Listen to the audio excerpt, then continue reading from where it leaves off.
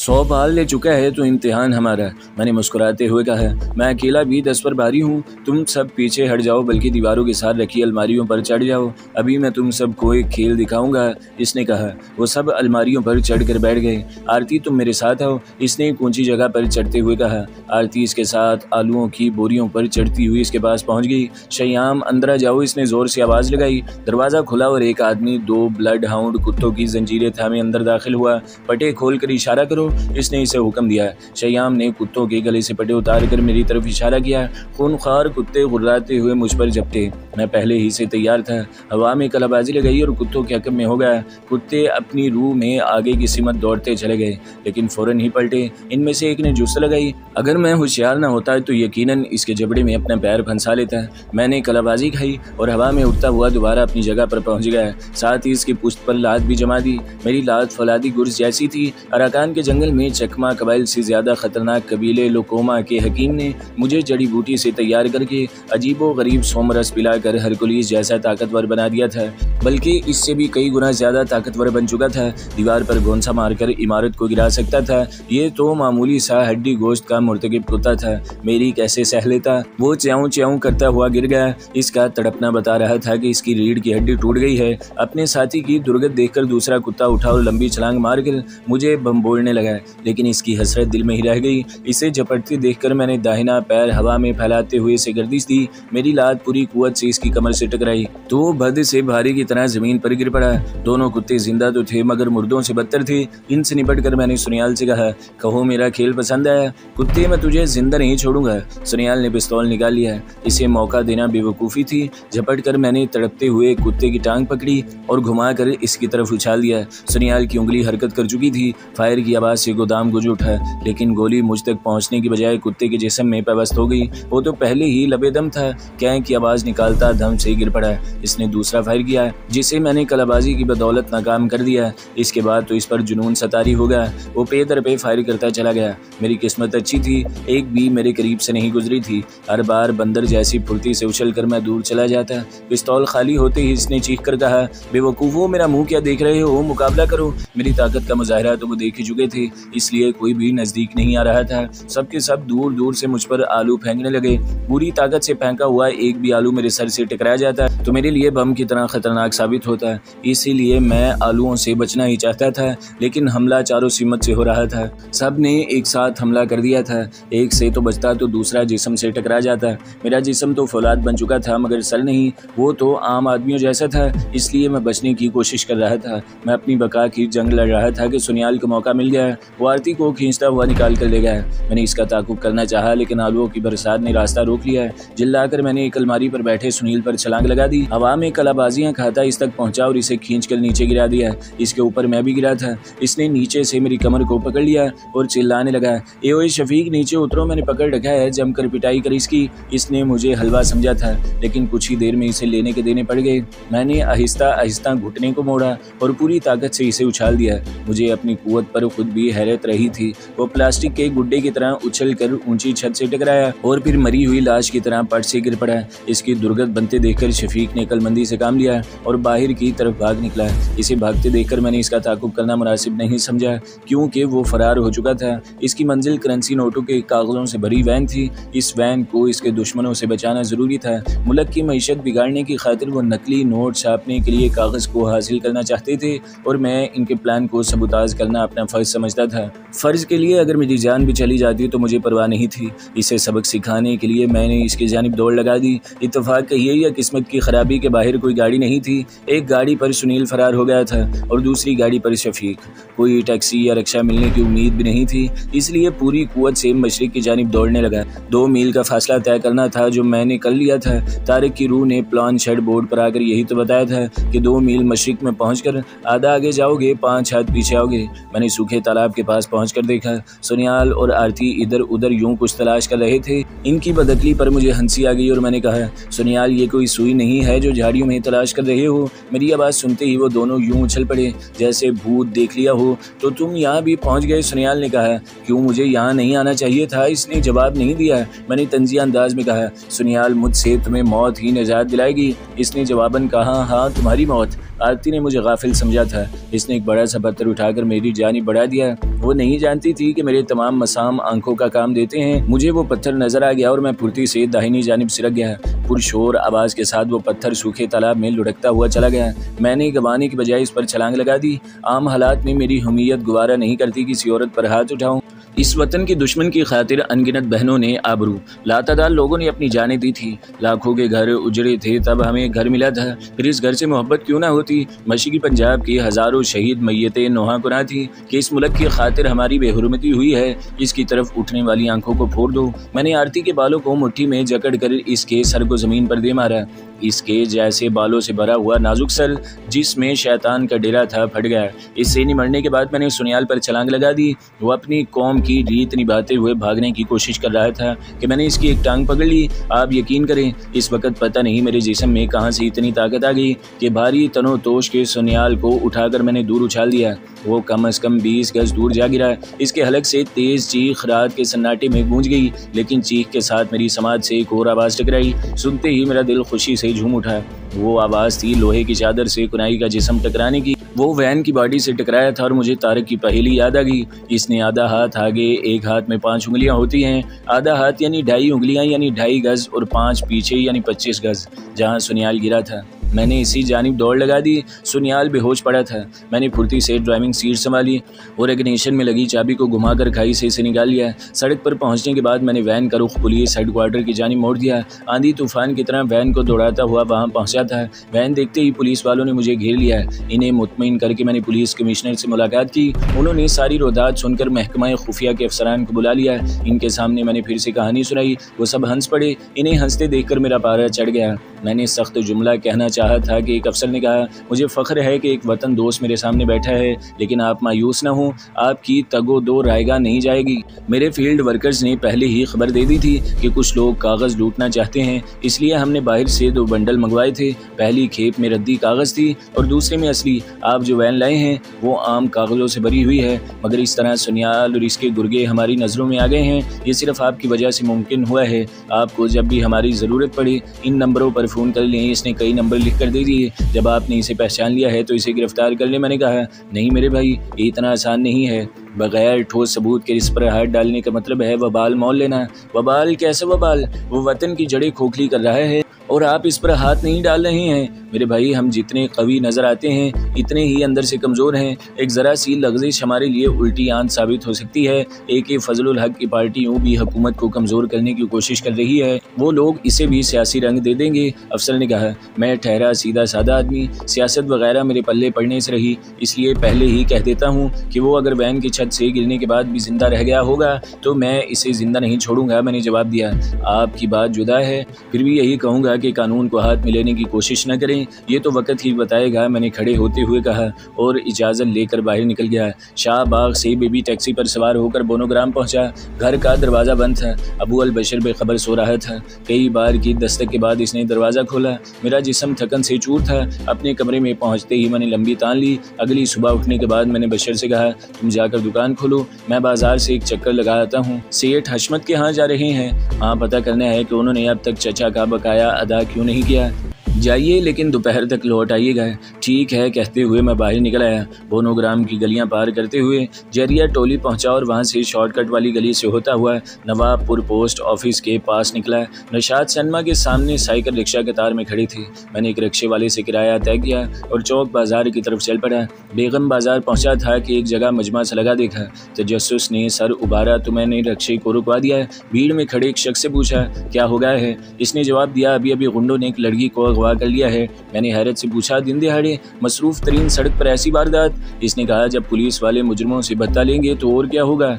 एक मौलवी साहब कानों पर हाथ लगाते हुए बोले, जब गुनाह बढ़ता है तो खुदा बतौर सज़ा जल्लाद को मुसल्लत कर देता है। दूसरे ने लुकमा दिया, हाँ भाई मियाँ, ये कुर्ब क़यामत की निशानियाँ हैं। तीसरे ने कहा, नहीं मियाँ, बात कुछ और है, ये मुमलकत खुदा दाद है ना। इसे बदनाम करने के लिए मंसूबे साज नित नई चालें चल रहे हैं। अवाम में खौफ व हिरास फैलाने के लिए अगवा और डाका जनी का ड्रामा खेला जा रहा है। मुझे इस शख्स की बात 100% सच लग रही थी, लेकिन मैं कुछ नहीं कर सकता था, इसलिए खामोशी से रिक्शे की जानिब लौट गया।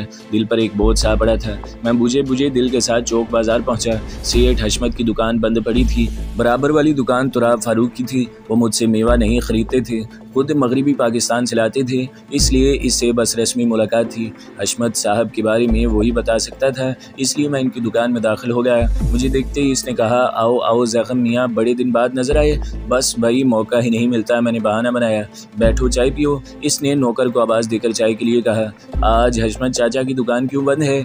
हमने जितनी कुर्बानियाँ दी हैं लोग इन्हें ठोकरों में उड़ा देते हैं, खुदा की नेमत को झुटला रहे हैं। मैं समझा नहीं। मैंने कहा, सोहनी धरती के दुश्मन मुल्क को जराइम से भर देना चाहते हैं, यानी मुल्क की जड़ें खोखली करने वाले जराइम के सहारे अवाम को खौफजदा करना चाहते हैं। कल हशमत साहब की बेटी का अगवा हो गया है। हमने अपनी इज्जत की हिफाजत के लिए पाकिस्तान नामी किला बनाया था और आज इसी किले में हमारी इज्जत महफूज नहीं है। अगवा करने वालों की शनाख्त हुई।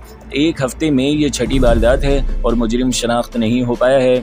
भरी पूरी सड़क पर कार रुकती है, 2-3 आदमी उतरते हैं और राह चलती लड़की को खींच कर ले भागते हैं। हैरत है, अब तक ये बात मेरे कानों तक नहीं पहुंची। पहली दूसरी वारदात को लोगों ने मोहब्बत का शख्साना समझा, लेकिन पे दर पे होने वाली वारदातों ने बता दिया है कि ये किसी गिरोह की हरकत है जो खूबसूरत लड़कियों को निशाना बनाता है। शहर में 2-3 ही गिरोह हैं, लेकिन इनमें इतनी हिम्मत नहीं है कि वो ऐसी वारदात करें। मेरी समझ में एक ही बात रही थी कि ये एक साजिश है हुकूमत को कमज़ोर करने की, अवाम को सड़कों पर लाने की, ताकि मुल्क की मईशत को धचका पहुँचे। काश वो दरिंदे मुझे नजर आ जाएं। अगर वो मुझे मिल गए तो मैं इन्हें जिंदा नहीं छोड़ूंगा, ख्वाह मुझे फांसी लग जाए। अबू फारूक कुछ देर के लिए रुका और फिर दीवार पर निगाहें मरकूज करते हुए खोए खोए लहजे में बोला, मैं इस मंजर को भूल नहीं सकता हूँ। मैं बुज़दिल था ना, इसलिए इस दिन खामोश रह गया।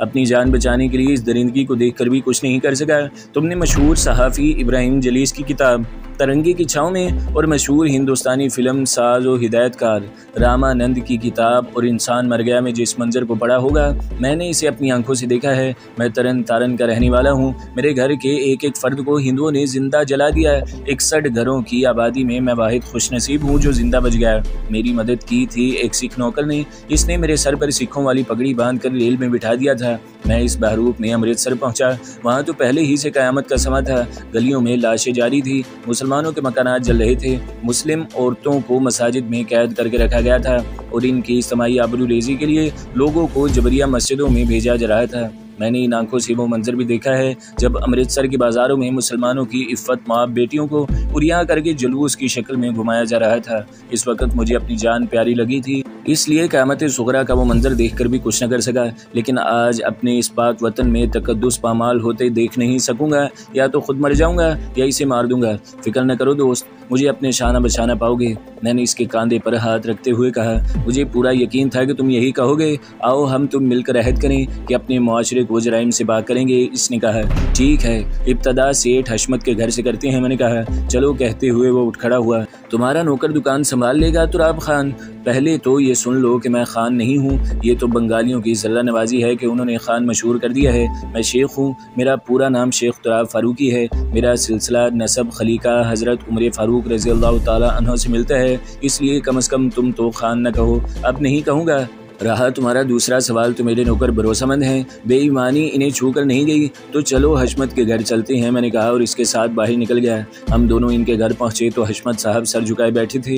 मुझे देखते हुए बोले, खान हम लुट गए, बर्बाद हो गए। मैंने तसल्ली देते हुए कहा, जो कुछ हुआ इससे मुझे भी दुख पहुँचा है। यकीन करें मैं इनकी ईंट से ईंट बजा दूंगा। आप मुझे हालात से आगाह करें। कड़ियों से कड़ियाँ मिलाना मेरा काम है।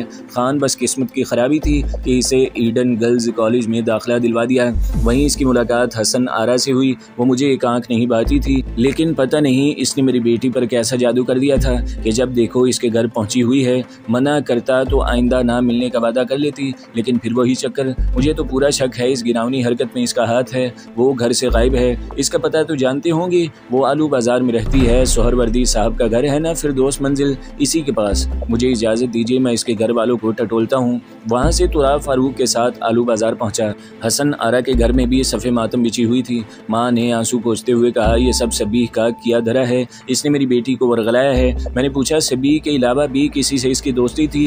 हाँ, जमीला से भी ताल्लुकात थे। इसका घर कहाँ है? वो इंग्लिश रोड पर नागर महल सिनेमा के पिछवाड़े रहती है। चलो भाई, इसे भी देख आए। मैंने तुराब फारूक को उठने का इशारा किया और बाहर निकल गया। हम दोनों बाहर आए और साइकिल रिक्शा पर सवार होकर इंग्लिश रोड पहुंचे। जमीला का घर तलाश करने में मुझे परेशानी नहीं हुई। दस्तक देते ही दरमियानी उम्र की एक औरत ने दरवाज़ा खोला। जमीला घर पर है? मैंने पूछा। पूछा। जी वो तो नहीं, लेकिन शकीला, बन्नू और रानी खाली हैं, कहिए तो इन्हें बुक कर दूं?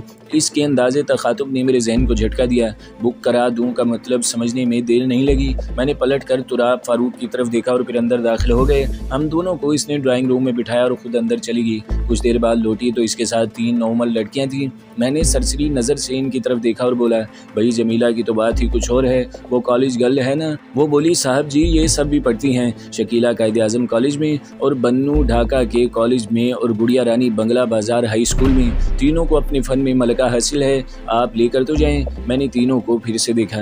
रानी मुझे काम की नज़र आई। मैंने इसके जानिब इशारा किया। जनाब जी इसकी फ़ीस ज़्यादा है, अभी बच्ची है ना? बुढ़िया बोली। कितनी फ़ीस है? मैंने पूछा। 50 रुपये। ये तो बहुत ज़्यादा है, उम्र भी तो कम है। ठीक है ये लीजिए, मैंने 10-10 के 5 नोट बढ़ा दिए। आप 2 हैं क्या? इसने पूछा। मैं जवाब देना चाहता था कि इसने मुड़कर रानी से पूछा, जाओगी? रानी बालों को झटके से पीछे हटाते हुए कहा, हाँ जाऊंगी। बुढ़िया ने मुझे कहा, साहब जी 25 रुपये और दें। क्यों? मैंने पूछा। आप 2 हैं ना इसलिए। मैंने मजीद 25 रुपये दे दिए। वो हम दोनों के साथ बाहर आ गई। एक रक्शे में इतनी सवारियां नहीं जा सकती थी, इसलिए मैंने 2 साइकिल रिक्शा रोके। एक पर खुद सवार हो गया और दूसरे पर तुराब के साथ रानी को बिठा दिया। मेरा रिक्शा आगे था। मैंने इसे कह दिया था कि बोनोग्राम चलना है।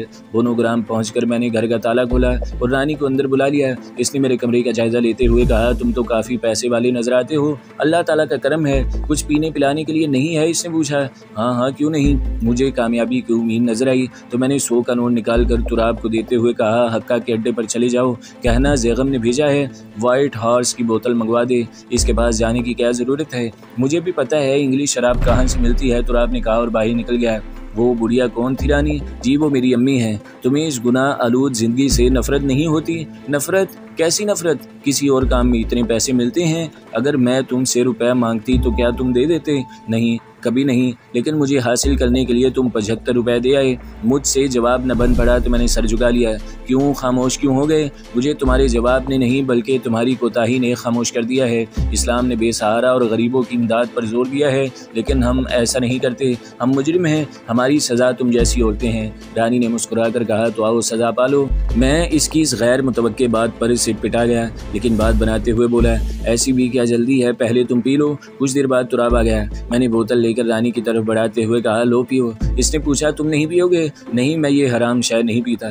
इसने कहका लगाकर कहा, वाह बहुत खूब, गुड़ खाते हो और गुलगों से परहेज। मैंने भी हंस कर कहा, मजबूरी क्या नहीं कराती? इसने कहा, तो फिर इसलिए पियो कि मजबूरी याद ना आए। मैं भी इसलिए पीती हूँ कि मुझे कुछ याद न रहे। इसने गिलास में शराब डाली और फिर पानी मिलाकर हलक में उंडेलने लगी। दूसरे गिलास के बाद इसकी आंखों में सुर्खी दौड़ने लगी। अपनी जगह छोड़कर मेरे बराबर आकर बैठी तो मैं खड़ा हो गया। अरे तुम तो भागते हो, इसने लड़खड़ाती जुबान से कहा। एक सिगरेट तो लगा लूँ, मैंने बहाना बनाया। एक सिगरेट मुझे भी दो, इसने कहा। हाँ हाँ लो।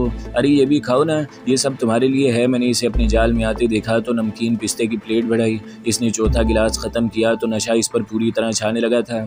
मुझे काम बनता नज़र आ रहा था। जब इसकी आंखें बंद होती नजर आई तो मैंने पहला सवाल किया, तुम हसन आरा को जानती हो? कौन हसन आरा? वही जो आलू बाजार में रहती है। वो इसे जमीला ने फांसा है, मैंने नहीं। वो कहाँ है? वहीं जहाँ इसे होना चाहिए। वही तो पूछ रहा हूँ। ये तो मैं नहीं जानती, मेरा काम फांसना है बस। इसने हाथ नचाते हुए कहा। तुम कैसे फांस लेती हो? ये तो राज की बात है, मैं क्यों बताऊँ? लो और पियो, मैंने गिलास भरते हुए कहा। तुम बहुत अच्छी लड़की हो और अच्छी लड़कियां सवाल का जवाब फ़ौरन देती हैं। नहीं, मैं बहुत ख़राब हूँ, बहुत ख़राब।